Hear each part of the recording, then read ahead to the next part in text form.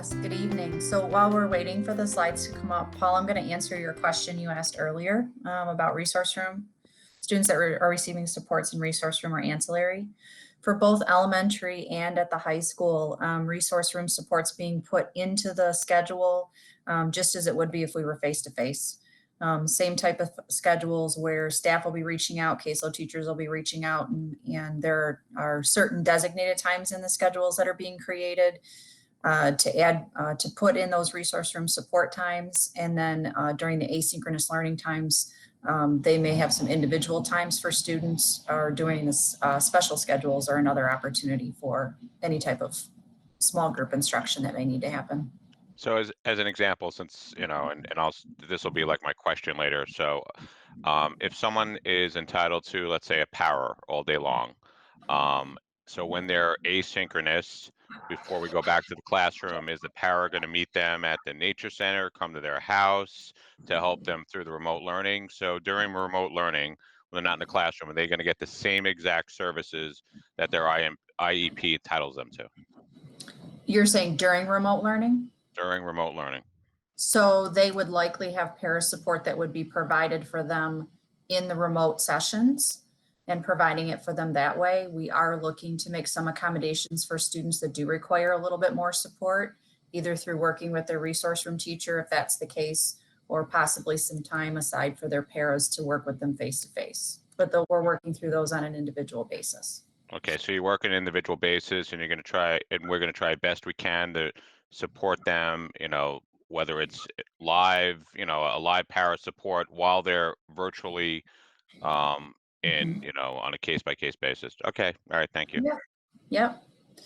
Yep. So what we're planning for right now for programming options for our students, we are looking to gradually increase support, starting with our students that have the most complex needs. And so those would be primarily our students who are in the ARP, FRP, Deaf and Hard of Hearing program, SEED, which is our early childhood special education program, and PREP, which is our adult transition program for students with IEPs. And so what we're doing is a gradual phase in approach where services will begin remotely the week of September 8th with a gradual transition starting the week of the 14th to face-to-face. And the plan for the first week, although they'll still be working with their students remotely, is for teachers to have an opportunity really to get their classrooms set up. We have to remember these staff have not been in their classrooms since March 13th. And so they're really left in the state that they were. I'm sure this is going to be somewhat of a traumatic experience for some of them to be walking back into what was in the spring.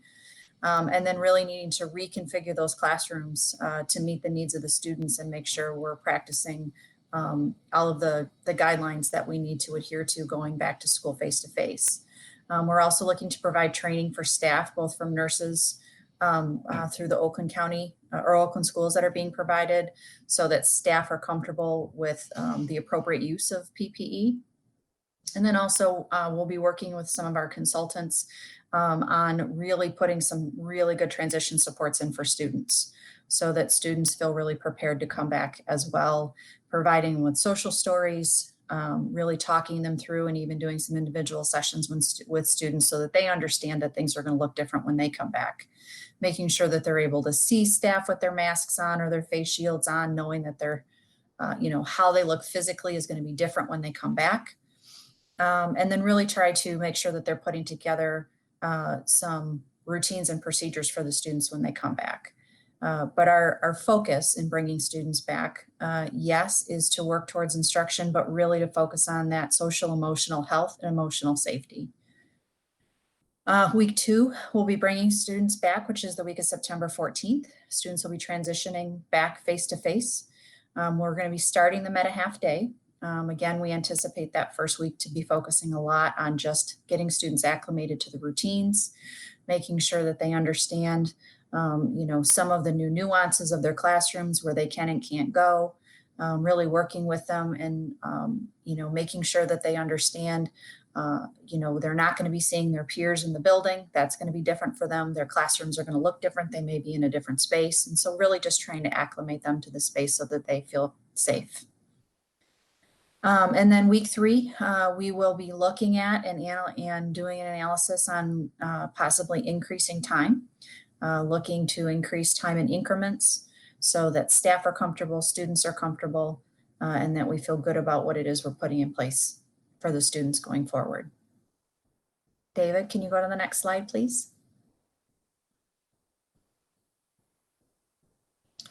So we're bringing the different groups back in a hybrid model, with the exception of our early childhood special ed program. So hybrid for DHH, ARP, and PrEP.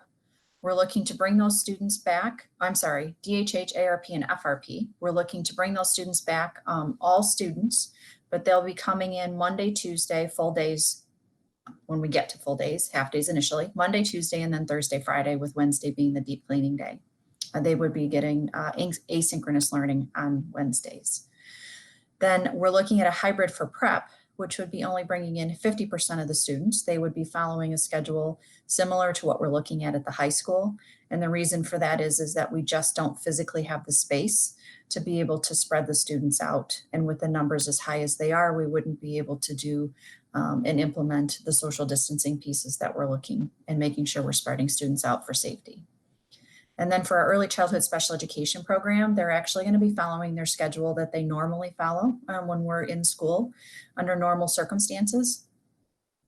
With their student numbers right now, the staff feel confident that they're able to meet the students' needs and be able to follow the guidelines following their half-day schedules, Monday, Tuesday, Wednesday, and Thursday, and then Friday is off for meetings and evaluations. Wednesday will be a combination of synchronous and asynchronous instruction and also the deep cleaning.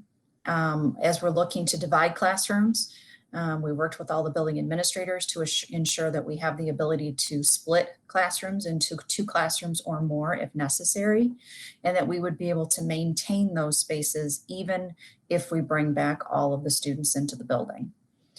And then we're meeting all of the required and strongly recommended safety requirements. And then we're staffing appropriately for both caseloads and social distancing support. We'd be splitting the students into small groups, following something like a lead teacher model in which the teacher would be going back and forth between the classrooms with the paras supporting the students, providing the students the asynchronous learning or synchronous learning so they're able to access their general education classes for mainstreaming, similar to what they would be doing within their home environment. So they will be able to access their general education peers. And then students who require intervener support for our deafblind students will also be available in person. And then we will also have dedicated rooms for teacher-led instruction, the asynchronous support. And then we're also going to offer virtual inclusion sessions. So again, so that they're able to access that general education time. And then interpreters will also be available in person for support for DHH sessions. Rebecca?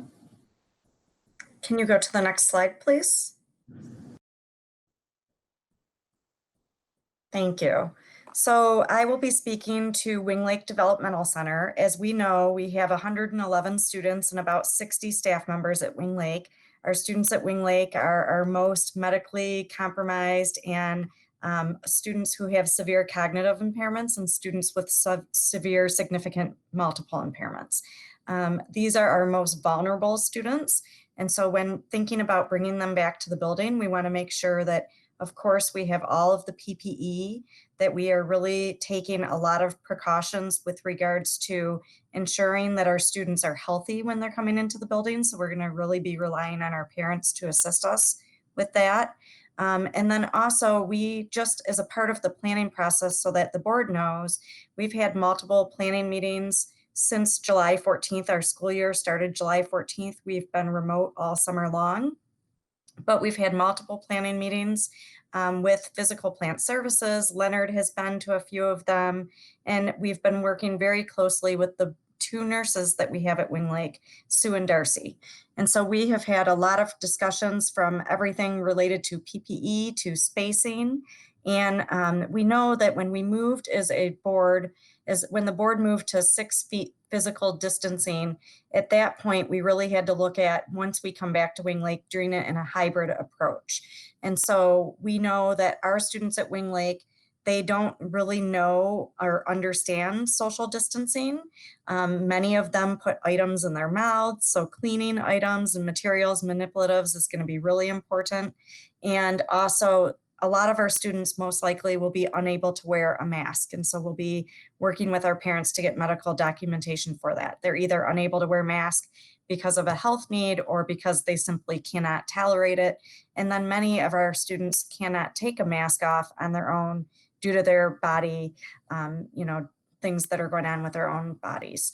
So when looking at Wing Lake, what we are looking at is a phase-in approach to 2 days in person per student and 3 days distance learning. The groups would be a group A and group B broken down by classroom. We did, after the last board meeting as a staff, teachers and ancillary staff come together and collaborate on whether or not we wanted to offer a virtual program. We decided not to offer a virtual program. We had some parent feedback on that as well. If we were to offer a virtual program, we would have had to move all of our students around and assign them different teachers and different staff. And so we decided to follow one schedule and have all of our students remain with our current teachers and staff. Access to Wing Lake will be very limited. It will be only limited to Bloomfield staff and Wing Lake students. And so what that means is that family members who drive their children to school, we're going to ask that you meet a staff member outside to bring your child into the building.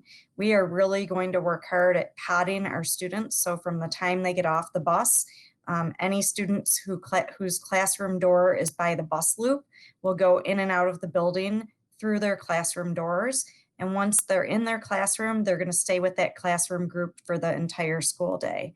By having half of our building in at a time, that allows us to make sure that no two classrooms are sharing a bathroom. Typically, we're able to have 4 students in a bathroom at a time. Now with the physical distancing, we can only have 2 students in the bathroom at a time. And so by having classrooms not share a bathroom, each classroom will have the flexibility to use 2 physical classroom spaces for the days that they're in the building. And the teachers will have the opportunity to use those extra spaces to help the students practice their gait trainers, their walkers, and other equipment. And so that will be great. On our SCI side of the building, we have up to 12 students in the classroom, and many of our students use desks and tables. And so we'll have assigned times for those students to use the gym to be able to practice with their equipment. So for our schedule, we're looking at weeks 1 and 2, September 8th through the 18th, that students would begin remotely with synchronous and asynchronous opportunities. And the schedule would be pretty similar to what we had this summer, with an additional synchronous lesson each day from their teacher. The focus would be on transition activities and helping our students understand what the new school is going to look like. In addition, during those 2 weeks, we'll take time to prepare and train all of our staff regarding any new procedures and protocols.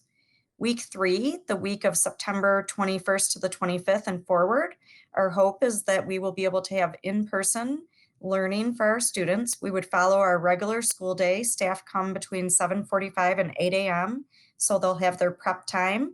And then from 8:45 to 2:35, students would be in the building. Lunch, ancillary services, and our specials, which are adapted PE and music, will be in the classrooms. And again, we'll have those specific dismissal and arrival procedures in place, as well as we want students to get outside. So we're going to have a tent outside as long as we move forward with that. And we'll be able to have PE outside, music outside, classrooms will be able to go outside.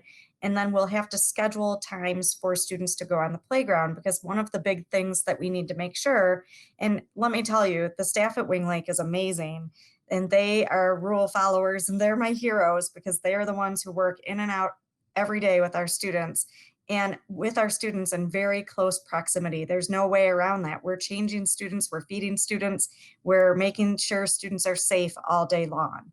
And so we want to make sure that we follow all of the cleaning protocols, including cleaning students' equipment as they're getting off the bus and before they go back on the bus at the end of the day, and making sure that we're cleaning playground equipment before and after a student uses it. So we've asked for lots of Clorox wipes at Wing Lake, and I've been bugging Bruce and Ken and Brian a lot lately. So with that, Group A would attend in person on Mondays and Tuesdays and have distance learning on Wednesdays, Thursdays, and Fridays. Group B will attend in person on Thursdays and Fridays and have distance learning on Monday, Tuesdays, and Wednesdays. Wednesdays would be a deep cleaning of our building. There would be no students or staff in the building. All of our staff would be working remotely and doing synchronous and asynchronous learning opportunities. And then that's also the day that we would try to hold most of our IEPs. And then since March, or since April 13th, as a school, we have offered weekly learning templates. We're going to continue that. They're done by grade band. So we have an preschool, elementary grade band, a middle school, high school grade band, and an adult transition grade band. And we're going to continue that because we do know that some of our families are not going to be quite comfortable sending their students to school. And so we want to make sure that we have activities and lessons for our students that are not quite ready to come back on their 2 days. I did want to just add that on the 2 days students are in school, they will get all of their therapies, so their ancillary related services, speech, occupational therapy, physical therapy in person on the 2 days that students are in the building.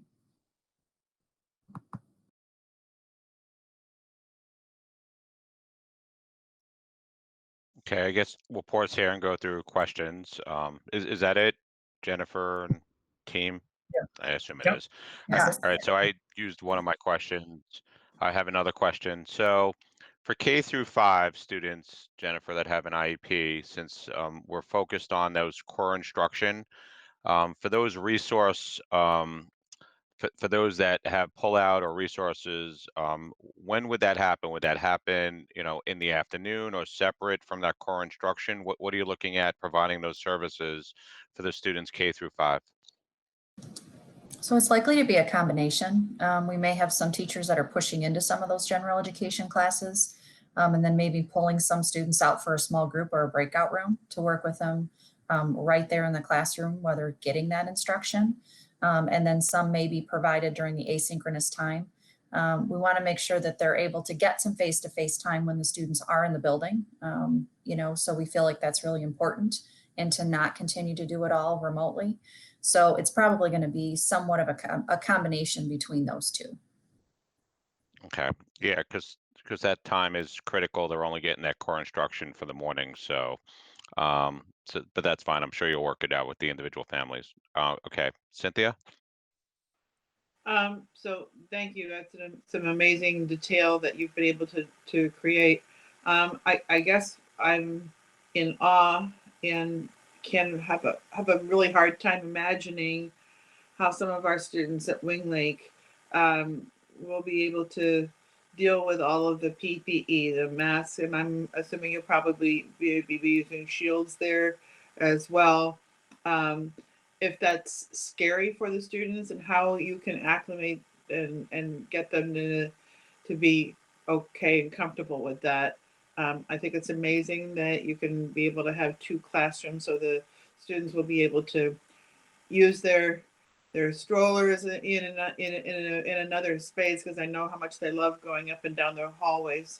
I wonder how you can help those students become more used to having people with masks and shields on their faces and all of the PPE. So that's a great question. That's really why I really pushed on not wanting to start right away on September 8th, because our students during those remote lessons, those first 2 weeks, we can have staff wear what students are going to see on a daily basis so that they can start to get used to that. Social stories sometimes work with some of our students and sometimes they don't. And so really what works the most is modeling for them and letting students see pictures of what we're going to be wearing every day. And some staff have asked to wear scrubs, and I've said that that's fine. We do have reusable gowns and disposable gowns for staff.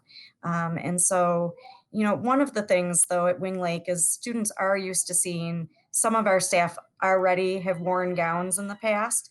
And some of our staff have also worn scrubs. So our nurses, for example, have worn like a nurse jacket from time to time. So that part has not been abnormal. But definitely we want to make sure our students are not scared of seeing adults with masks on. And sorry, I have a daughter with autism at home and she's scripting in the background. I paid my son $20 to take her to Myers and it only lasted 5 minutes. Oh dear. So my other question, so I can't quite fathom how it can work for Wing Lake families who have to be so careful, making sure that they always have coverage for their children. And as we may need to move in and out of whether we are fully remote, how we can give them enough notice to be able to make preparations as needed for care of their children, and if they're in a remote situation, if they're trying to be working people, how I can't imagine how that will work. I agree. I think that's going to be very difficult for our families. I think for our families, especially during the months of April and May, many did not have any respite or help at all. And, you know, we all worried about our families and still do. But unfortunately, it's just one of our realities this year in this COVID pandemic is that we are going to be in and out of the building.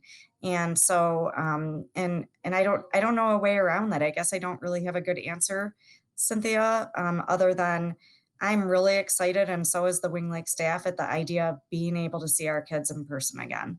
We've missed our students and we can't wait, especially for some of the therapies. And don't get me wrong, the Wing Lake staff, again, they've done a phenomenal job doing remote learning for our students and distance learning. Even the physical therapists who haven't had equipment to work with students with and can't work with them on equipment virtually have done amazing things. All of our staff have, but nothing replicates what we do on a daily basis in the building for our students. I know you guys are magic makers. Thank you for all you do. Thank you. Thanks, Cynthia. Howard? Thank you. To follow up on what Cynthia just mentioned, I know we have social workers throughout the buildings and especially at Wing Lake. So I would imagine that the social workers are working with the parents to kind of maneuver through this process. Question to Jim. So my understanding of the IEP process with parents is that there is at least a once a year meeting with the parents. And I'm assuming, and maybe more if there are issues, but at least once a year to develop the IEP. And I'm guessing, never having to worry about this before, that they're spaced out kind of throughout the year, just so for workload purposes for you guys. With what's going on now, how does that process change in terms of really working with the parents with all of our children with IEPs, in terms of, do the IEPs need to be adjusted given the COVID reality that we're in? Yeah, Howard, your timing of that question is pretty great. So MDE is actually just releasing a document and guidance as it relates to that. And similar to what they had us follow in the spring, they're introducing this concept of the contingency learning plan.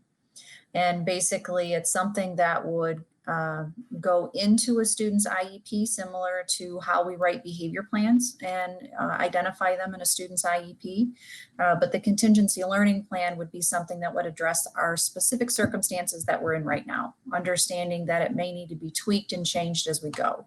IEPs, as we write them, are intended to be written for us being in brick and mortar. IEPs were never intended for us to be written in this type of a circumstance. And so as we look to, how do we identify what might need to be done differently, that's where the contingency learning plan comes in. And it's something that's done collaboratively with the family, but it gives us the flexibility to be able to do and make changes to that plan outside of the IEP process. So if we're finding ourselves in a situation where we're starting like we are now remotely, and then we're moving into a situation where we're in face-to-face, but we may find ourselves needing to go remote again, and we need to make adjustments to that plan, then we can do so without having to call the entire IEP team together. And we do that in collaboration with the parents. And then that's Hey, noted. Jennifer, just on that, just on that point, I don't understand. I'm confused. Why do we need a contingency plan? I don't know. What's the difference? If they're remote or something, like why can't a para go to a house or we give them physical therapy, occupational therapy? My wife's a physical therapist. She said virtual physical therapy does not work. It has to be live with the person. I'm just confused about a contingency plan. Sure. So for example, if we're in phase 3, nobody's going anywhere. And everybody would be restricted to being remote. I may have Kelly jump in on some of the logistics as it relates to sending staff into the home, but there would certainly be significant liability issues and concerns related to that I think that we would have to really think through what that process might be. And so in some circumstances, we may need a contingency learning plan where we're saying that some of the services may be provided remotely and some of them may be provided face-to-face, depending on the circumstances that we're in. Or we may need an adjustment in accommodations for a student because we need to accommodate that for the remote situation, but we wouldn't make that accommodation normally if we were in normal school operations.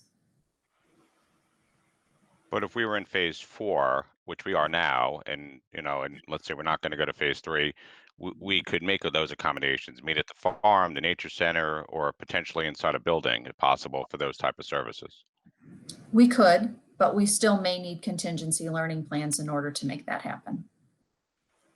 That's why a contingency plan is. Some services could be done virtually and some services can't be done virtually. So this is where the contingency has to go case by case, IEP through IEP, in terms of, as Jen said, IEPs were assumed in building. Now we've got some virtual, what has to be changed, if anything, in a particular IEP. So the final question related to that, Jen, on the contingency plans, and that's wonderful, I didn't know that, is so what is the timeline of completing contingency plans? Is it all the way through the 2020-21 school year? Or is it something that is going to be accelerated during the first quarter or all during September? Because obviously you're implementing IEPs now for all the kids, but you don't have contingency plans. So how long is it going to take to get all those in place? Well, it depends. Obviously, we'll be meeting with staff as they come back and talk them through the process because it's different than it was in the spring. And then we'll be looking for them to certainly address those that we know may require different changes or changes that we need to address more immediately. And so, we are looking, we can do it through an IEP amendment, or we can hold a whole new IEP and make that part of the process if we have students whose annual IEPs are going to come due soon when we return to school. And so I would anticipate that most students who require a contingency learning plan, those would be done, I would venture to say, by the end of October. Okay, so MDE has not given you a deadline yet. To complete the contingency learning plans? No. Yeah. Okay, thank you.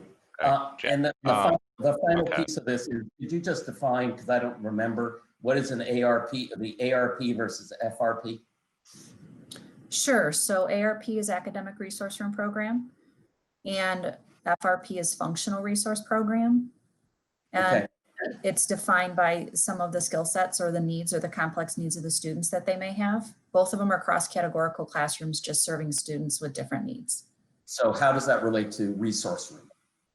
It would be more of a self-contained environment. Students typically spend more of their day in there than they would if they were in a resource room setting. Thank you. Sure. Okay, Jackie. Yeah, and we heard from public comment and from parents, and some of the students have regressed, of course, because of the unfortunate situation. So that goes along, I think, with your contingency plan. Could you tell me more about that? Sure. So those would really, what you're talking about, MDE is referring to is the recovery services.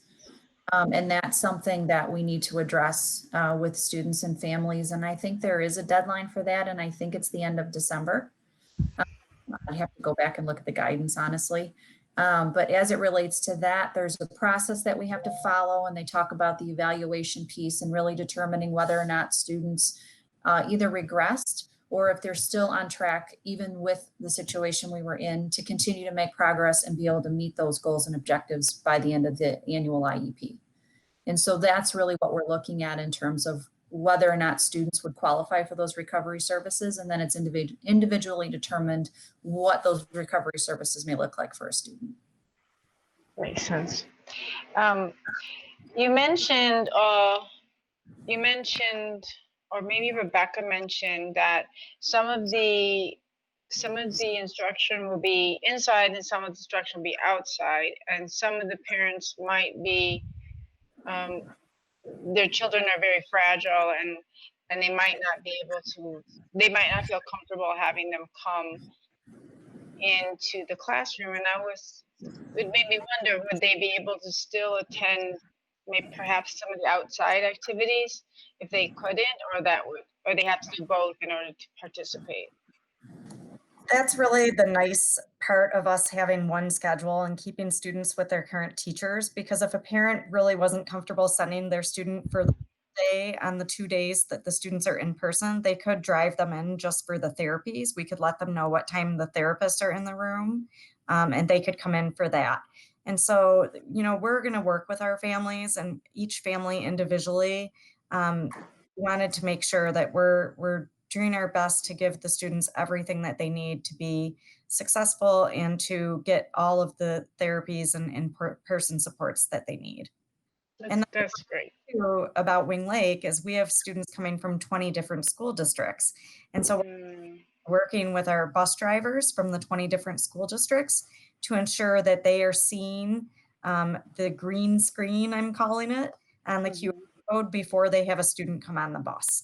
Because that's important to us, is that we know that students are healthy and coming into the building healthy from the time they get on the bus all the way through the end of the day. I have one more question.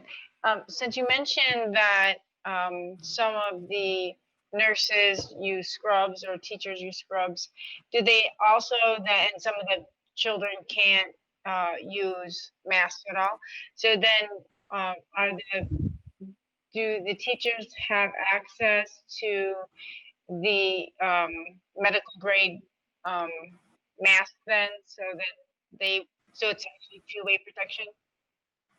Yes, so we've actually had a couple conversations with Leonard about this. And because our students are not going to be wearing masks, or we're assuming the majority will not, what we have for teachers is each staff member, teachers, instructional assistants, program aides, nurses, therapists, everyone will get 3 clear masks plus face shields. And then one of the items that we also bought, we're just waiting for it to come in, is called a Badger shield. And we think that it might not be as hot as wearing the clear face mask plus a shield. The Badger shield is something actually that Trevor worked with Dr. Fauci over at the Oakland County, I can't remember his name, I'm sorry. But they worked together on this. And the Badger shield is a one-piece mask where the shield comes down and then it connects to a cloth piece. And so I think that for our staff especially, that will be much cooler than wearing the mask or the mask and the face shield. Okay, so there are special masks that you'll be able to have. Yeah. So, great. And one of the things is, we recognize at Wing Lake that we have a lot of staff that travel from classroom to classroom. And we also recognize that we have students, again, who need hands-on care all day long. And so it's going to be very important that as staff members, we do everything we can, that we're following all of the cleaning and PPE precautions. And we are going to need our parents' help too, and making sure that their students are truly healthy when they're coming into our building. Yeah, true. Thank you. Okay, we have Jennifer. Hi. So first of all, Rebecca, I hope you know that you and your staff are definitely my heroes. So thank you so much Thank you. you too. You know, those of us with neurotypical children are in a mess about what's going on. We don't even know what's right for them, and so that is just so much more magnified for our children receiving special education services. So thank you for dealing with all that complexity. Jennifer, I really don't even know enough to know the right questions to ask. So I'll just make more of a sort of a statement. You know, I have friends and acquaintances who have children with IEPs, and just that the ask is, and I know this is happening and will continue to happen, that everything is very intimate on a family by family basis. And as a board, you know, we talked about it last meeting. We support whoever needs to be in the buildings to fulfill their needs and have the needs of their IEPs met. We are in full favor of that if that can be accomplished with the distancing and the masks, of course. So we just want to support you and support our families, and that we just throw everything we have at getting all of our IEPs modified and met, however which way we can. Thank you. I agree. IEPs are individualized for a reason. I just put a link into the chat with a website for the Badger Shield. Thanks, Howard. Lisa?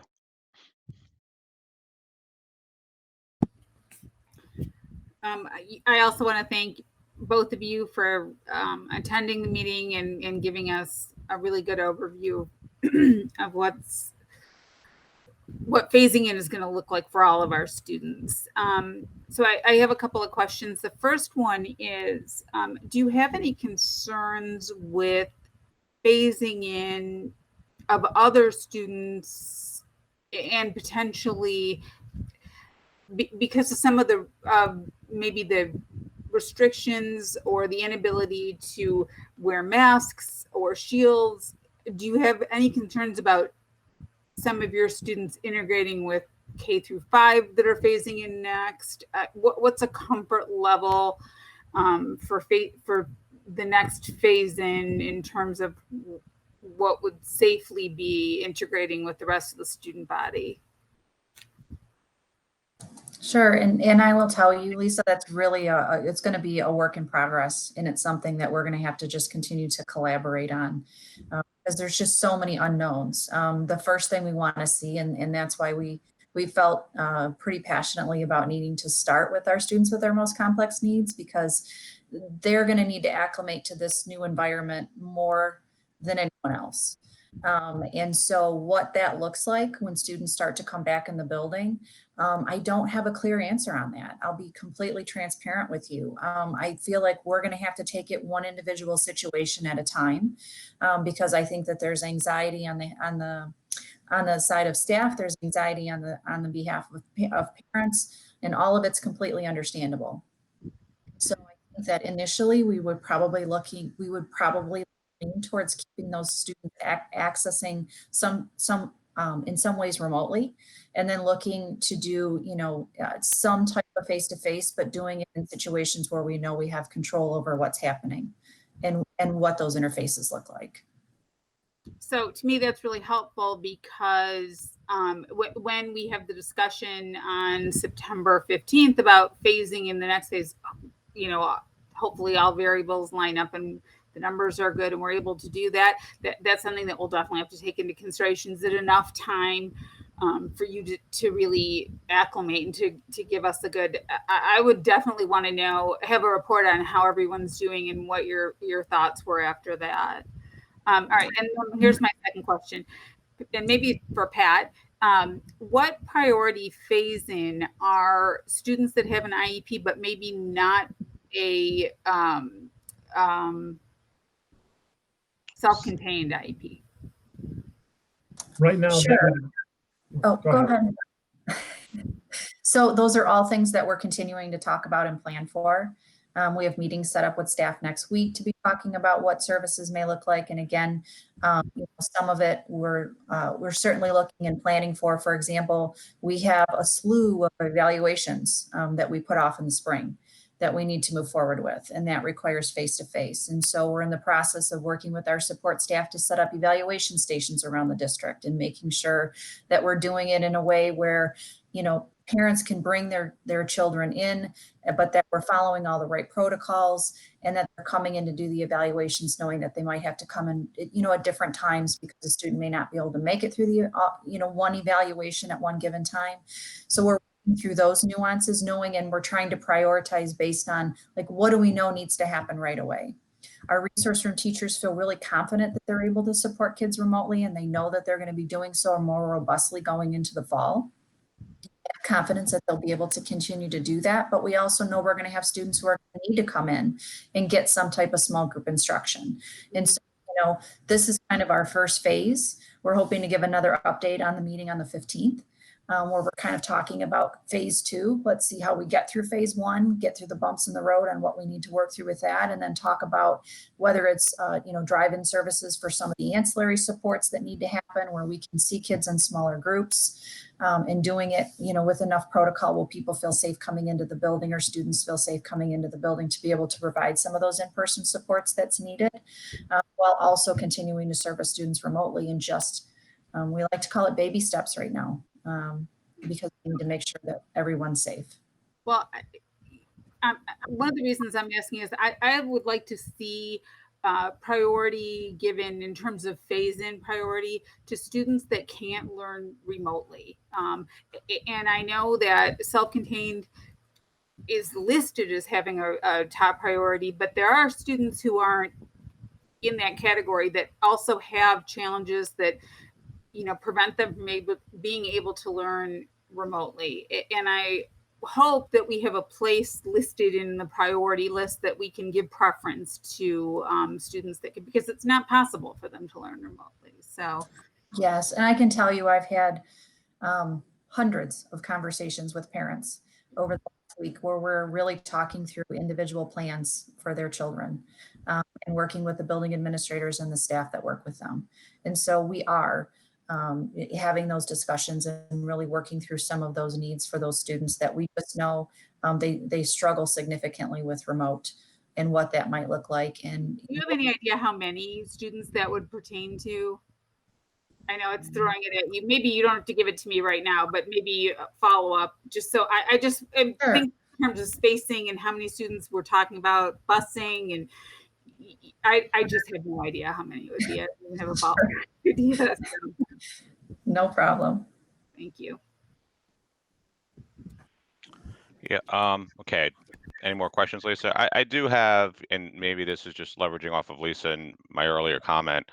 I personally think we should do everything possible to not do contingency plans, based on the emails, feedback we've gotten, you know, and getting to Lisa's point where these students, they can't learn remotely. I don't know why we would have all these resources are available, physical therapy, occupational, whatever it is, remotely.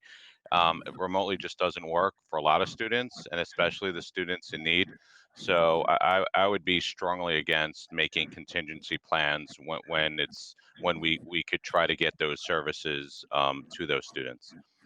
Anyone else have any other questions or comments before we move on to Pat?